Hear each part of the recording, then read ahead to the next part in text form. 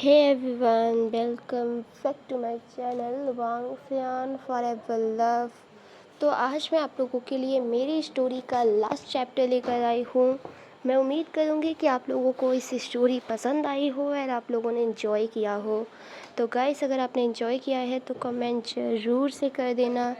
And अगर आप मेरी स्टोरी को पहली बार सुन रहे हैं तो मैं आपको सजेस्ट करना चाहूँगी कि अगर आप मेरे चैनल पे जाके इस स्टोरी को पूरा सुनें ताकि आपको समझ आए और आप लोग वाकई में एंजॉय करें। तो अब ज़्यादा ना बोलते हुए स्टोरी की तरफ बढ़ते हैं। जैसा हमने प्रीवियस वीडियो में देखा था, विंग जो वांग जी को मारने के लिए उसके पीछे दौड़ रहा था और वो दोनों इस तरीके से रन कर रहे थे कि वहाँ पे खड़े हुए कई लोगों को तो विंग का डंडा लग भी चुका था। वांग जी जो रन कर रहा था और वो भगवान से प्रे कर रहा था कि प्लीज़ गॉड, मुझे इस बार इस बनी से बचा लो प्लीज़। मैं प्रॉमिस करता हूँ कि दोबारा इस तरह की कोई हरकत नहीं करूँगा। वांग जी जो अपने मन में गॉड से प्रे करे जा रहा था और वो देख नहीं रहा था कि वो रन कहाँ कर रहा है। तभी वो वहाँ पर पड़ी हुई एक टेबल से जाके टकरा जाता है, जिसकी वजह से वो गिर जाता है और उसके हैंड और नीज़ और पैर में चोट लग जाती है। उसके नीज़ और हैंड से तो ब्लड भी आने लगा था। जब विंग वांग जी को देखता है तो उसे बहुत ज़्यादा चोट लग गई थी और उसका गुस्सा जो हवाई हो चुका था वो वांग जी के लिए बहुत बरीड हो जाता है। वो वांग जी को वहाँ से उठाता है और डांटते हुए बोलता है, तुम देख कर नहीं कर सकते हो कुछ भी काम, तुम्हें हर चीज़ ऐसी ही करनी होती है जिससे मुझे प्रॉब्लम हो। वांग जी, तुम्हें खुद का ख्याल रखना नहीं होता है, कम से कम मेरा तो रख लिया करो। चलो आओ इधर बैठो। और वो वहाँ पर से एक फर्स्ट एड बॉक्स मंगाता है और उसे बैंडेड करता है। हमारा वांग जी जो वी को बैंडेड करते हुए देख रहा था और वो अपने मन में सोचता है कि उसका लिटिल बनी उसे कितना ज़्यादा प्यार करता है कि उसके छोटी सी चोट लगने पे वो सारी चीज़ें भूल गया, वो अपने गुस्से को भी भूल चुका है। बैंडेड होने के बाद विंग जो खड़े होते हुए बोलता है, वांग जी तुम ये मत समझना, तुम्हें चोट लग गई है तो मैं तुम्हें माफ़ कर दूंगा। तुम्हारी गलती के लिए तुम्हें पनिशमेंट ज़रूर मिलेगी, अभी नहीं तो बाद में, लेकिन मैं तुम्हें पनिश ज़रूर करूँगा। हमारा विंग वांग जी जो भी मन में सोच रहा था कि उसका वनी सब भूल गया है। अब वो पनिशमेंट के नाम से डर चुका था, क्योंकि वो अपने लिटिल बनी की अजीबोगरीब पनिशमेंट बिल्कुल बर्दाश्त नहीं कर सकता। और जब पनिशमेंट पेंडिंग पे डली हो तो और ज़्यादा भयानक मिलती है। वांग जी जो खड़े होते हुए बोलता है, बे प्लीज़ मुझे माफ़ कर दो, मैं प्रॉमिस करता हूँ कि दोबारा मैं इस तरह के सीन नहीं करूँगा। तभी डायरेक्टर जो आगे आते हुए बोलता है, सर प्लीज़ आप उन्हें माफ़ कर दीजिए, मैं आपसे वादा करता हूँ कि मेरी मूवी के रोमांटिक सीन्स मैं हटा दूँगा, पर थोड़े तो करने पड़ते हैं, लेकिन मैं कोशिश करूँगा कि वांग जी सर दूर रहें उनसे। ठीक है, मैं अभी यहाँ से जा रहा हूँ, लेकिन मैं तुम पे पूरी नज़र रखूँगा। दोबारा इस तरह की हरकत की ना तो तुम सोच लेना, नहीं नहीं मैं दोबारा ऐसी हरकत नहीं करूँगा। एंड उसके बाद विंग जो वहाँ से चला जाता है और टाइम जो इसी तरीके से बीतने लगा था। 1 महीने बाद विंग की ग्रेजुएशन कंप्लीट हो गई थी, उसका कॉलेज कंप्लीट हो गया था, उसे डिग्री मिल गई थी। अब हम विंग के घर का सीन देखते हैं। वहाँ पर लैन कुरेन, लैन सिचेन और विंग के पेरेंट्स बैठे हुए थे। वहाँ पर विंग और वांग जी भी खड़े थे। तभी लैन कुरेन जो बोलते हैं, विंग की स्टडीज़ कंप्लीट हो चुकी हैं, अगर उसे कोई जॉब करनी है तो वो हमारी कंपनी में कर सकता है। अगर उसे प्रोफेसर की जॉब चाहिए तो मैं अपने कॉलेज में दे दूँगा, लेकिन हमें इन दोनों की शादी करवा देनी चाहिए इससे पहले कि बच्चे हाथ से निकल जाएं।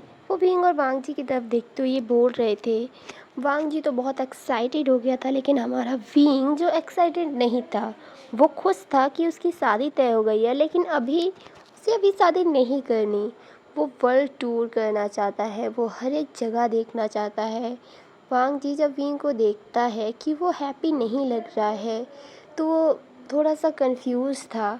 वो अपने अंकल से बोलता है, अंकल हम अभी आते हैं, मुझे बस विंग से थोड़ी सी बात करनी है।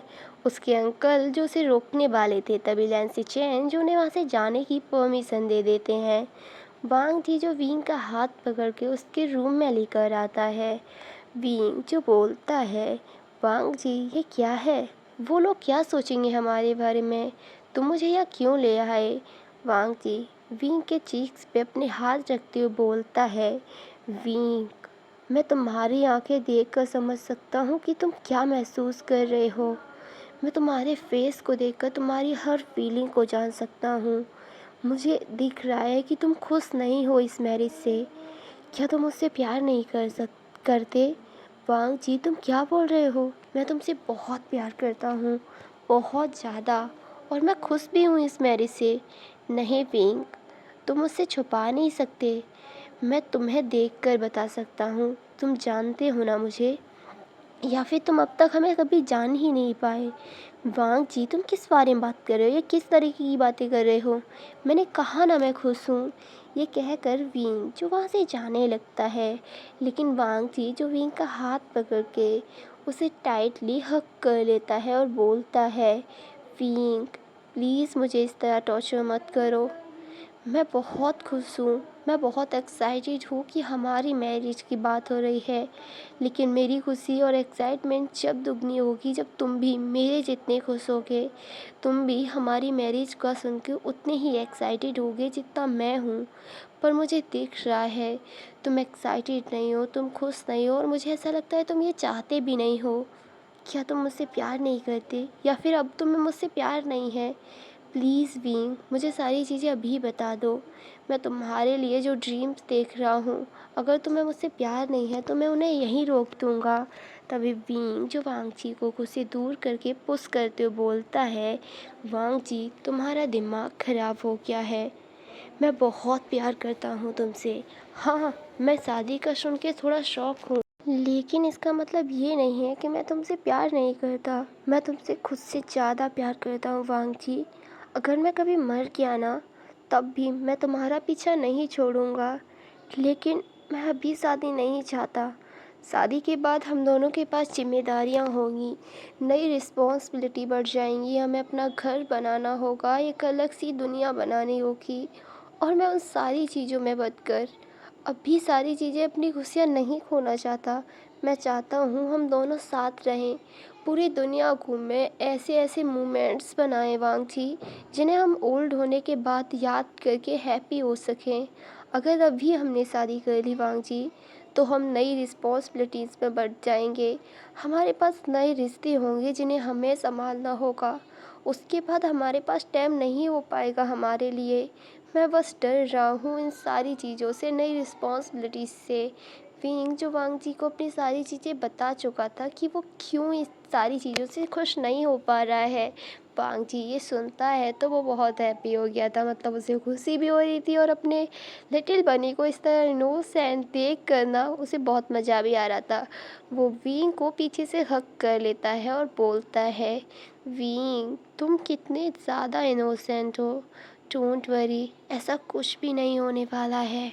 हाँ, मैरिज के बाद तुम्हारी और मेरी फैमिली इसमें रिलेशन बच जाएंगे, हमारे पास कुछ नए रिश्ते होंगे, लेकिन इसका मतलब ये नहीं है कि हमारा प्यार कम हो जाएगा, या फिर अभी हम एक दूसरे को इतना टाइम देते हैं वो हमारे पास नहीं होगा। विंग तुम्हें पता है, जो लोग एक दूसरे से प्यार करते हैं ना, वो कितने भी बिजी क्यों ना हो, वो फिर भी अपने लवर्स के लिए, अपनी लाइफ के उस स्पेशल पर्सन के लिए टाइम निकाल ही लेते हैं। डोंट वरी बेब, तुम्हें इन सारी चीज़ों के लिए टेंशन लेने की ज़रूरत नहीं है। मैं वो हर चीज़ मैनेज कर लूँगा। मैं उस हर चीज़ को तुमसे दूर कर दूँगा जिससे तुम्हें डर लगता है।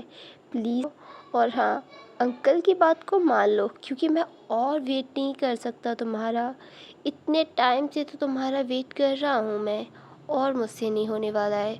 और अगर तुम चाहते हो कि शादी से पहले मैं वो सब ना करूँ ना, तो प्लीज़ मेरी बात मान लो। हमारा विंग जो वांग जी को मारते बोलता है, तुम बहुत नॉटी हो गए हो। ठीक है, लेकिन याद रखना, अगर तुमने मुझे किसी भी चीज़ के लिए प्रेशराइज़ किया ना वांग जी, तो मैं तुम्हें बहुत मारूंगा। डोंट वरी बेब, मैं तुमसे बहुत प्यार करता हूँ। मैं तुम्हें कभी भी कुछ भी ऐसा करने के लिए फोर्स नहीं करूँगा जो तुम नहीं करना चाहते। और रही बात तुम्हारे वर्ल्ड टूर की, तो मैं तुम्हें हमेशा घुमाने के लिए ले जाया करूँगा नई नई जगह पे। हमारा विंग जो बहुत हैप्पी हो गया था, अब उसे अपनी मैरिज को लेकर डर नहीं था। उसे डर नहीं लग रहा था अपनी मैरिज के बाद उन नई रिस्पॉन्सिबिलिटीज़ से, उन नई चीज़ों से। अब वो भी खुश था अपनी मैरिज को लेकर, उतना जितना कि वांगजी था वो भी इतना ही एक्साइटेड था। वो बहुत खुश था। तभी वो महसूस करता है कि कोई उसकी नेक पे बिल्कुल बटरफ्लाइज किसेस कर रहा था। जब विंग ये महसूस करता है तो उसके फेस पे एक स्माइल आ गई थी, लेकिन वो बैक होता है और वांग जी की तरफ देख तो बोलता है, वांग जी, इन सब चीज़ों के लिए बहुत टाइम है, तो अभी तुम खुद को कंट्रोल करो और ये मत भूलो कि तुम्हारी और मेरी फैमिली नीचे बैठे हुए हैं। अगर हमने और ज़्यादा टाइम लगाया ना, तो उन्हें डाउट हो या ना हो, लेकिन तुम्हारे अंकल को डाउट ज़रूर हो जाएगा।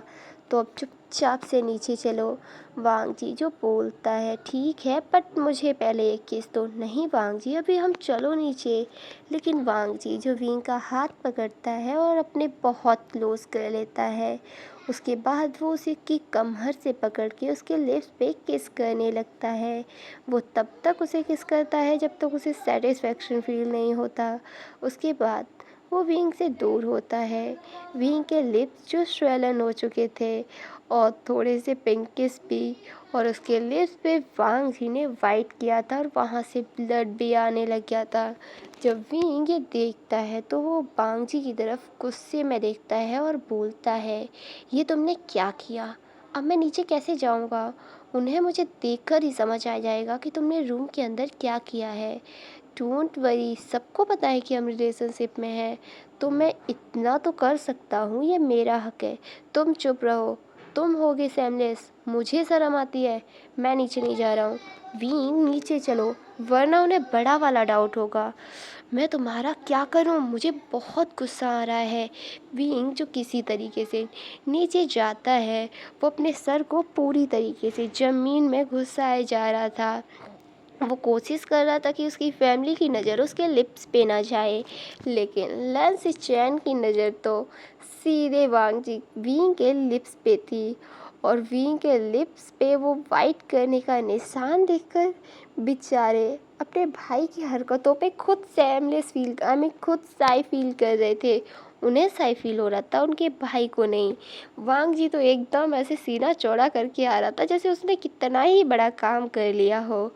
लन कुरजैन की नज़र जब विंग के फेस पे जाती है तो उन्हें भी समझने में ज़्यादा देर नहीं लगी थी, लेकिन वो किसी तरीके से अपने नेफ्यू की हरकतों को कवर करते हुए बोलते हैं, ठीक है, तो इन दोनों की मैरिज हम एक हफ्ते बाद की रख देते हैं। तुम दोनों खुश हो ना? दोनों एक साथ बोलते, यस अंकल, हम तो बहुत टाइम से वेट कर रहे थे। और अपने बच्चों को इतना सैमलेस देख के ना दोनों फैमिलीज हंसने लगती हैं और बोलती हैं, आजकल के बच्चे देखो तो सही, मैरिज के नाम से कितने खुश होते हैं। और एक हमारा टाइम था, हम तो शर्म के मारे अपने मॉम डैड के सामने भी नहीं आते थे। डोंट वरी मॉम, वो आपका टाइम था और ये हमारा टाइम है। हमारे टाइम में ऐसा ही होता है। हाँ हाँ विंग, हमारे टाइम में भी ऐसा होता था, पर इस तरह पेरेंट्स के सामने नहीं। विंग की मदर विंग के लिप्स को देखते हुए बोल रही थी और विंग फ़ौरन ही अपनी मॉम के पास से खड़ा हो गया था। और वो वहाँ से जाते हुए बोलता है, मॉम मॉम मुझे कुछ काम है, मैं जा रहा हूँ। वांग जी भी वहाँ से चला गया था।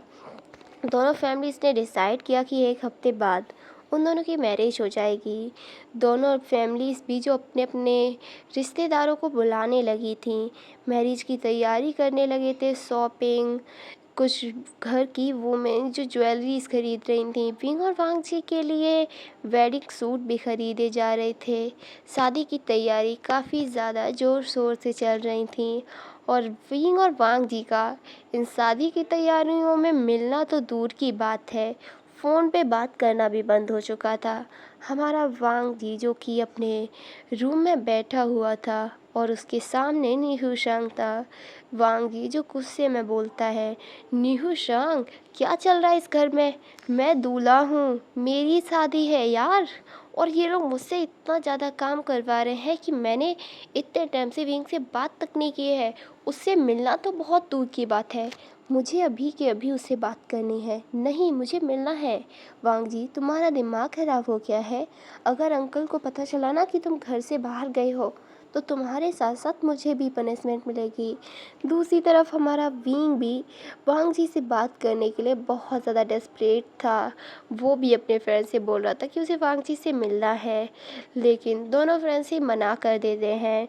तो विंग और वांग जी जो अपने फ्रेंड्स को इमोशनल ब्लैकमेल करने लगती कि जब उन्हें काम होता है तो वो हमेशा काम आ जाते हैं, लेकिन आज उन्हें ज़रूरत है तो उनके फ्रेंड्स उनकी मदद नहीं कर रहे।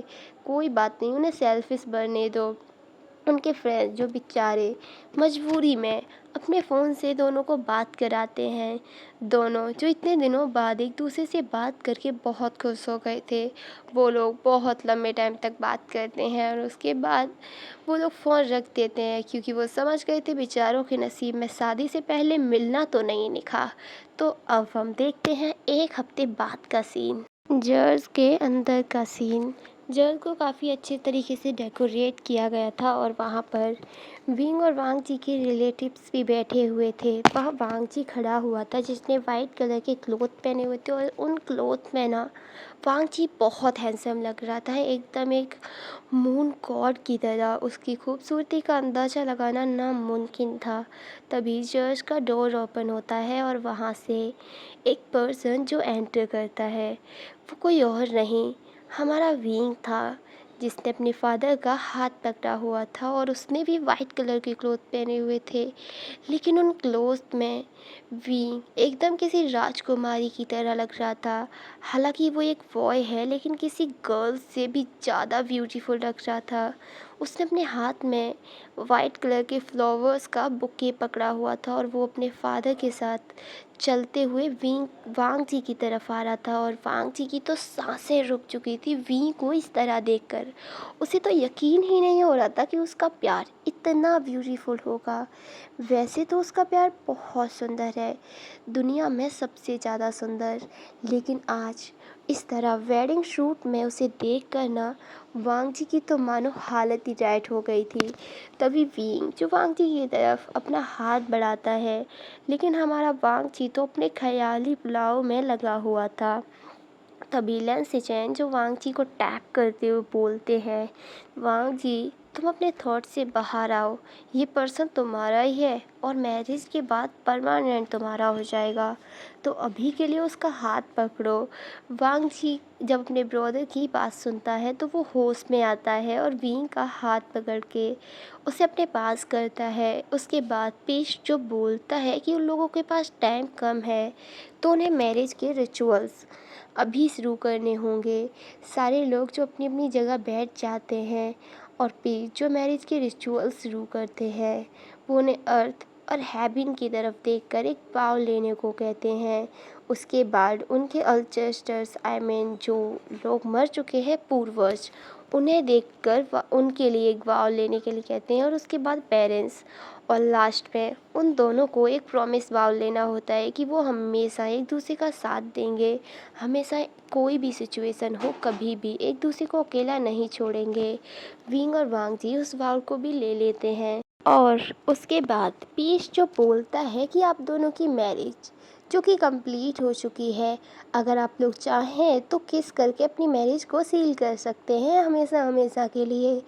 वांग जी तो बहुत एक्साइटेड था, वो उसे किस करना चाहता था, लेकिन विंग जो अपनी आंखों से ही बोल देता है कि अगर तुमने इतने सारे लोगों के सामने मुझे किस की ना वांग जी, तो मैं तुम्हें छोड़ूंगा नहीं। हमारा वांग जी जो बस वहीं खड़ा हो जाता है, वो नीहू शांग की तरफ घूर के देखता है। नीहू शांग जो अपने फ्रेंड का इशारा समझ चुका था, वो अपने फ्रेंड के साथ म्याम म्या शुयांग और सबके साथ मिलके उन्हें फोर्स करने लगता है किस करने के लिए।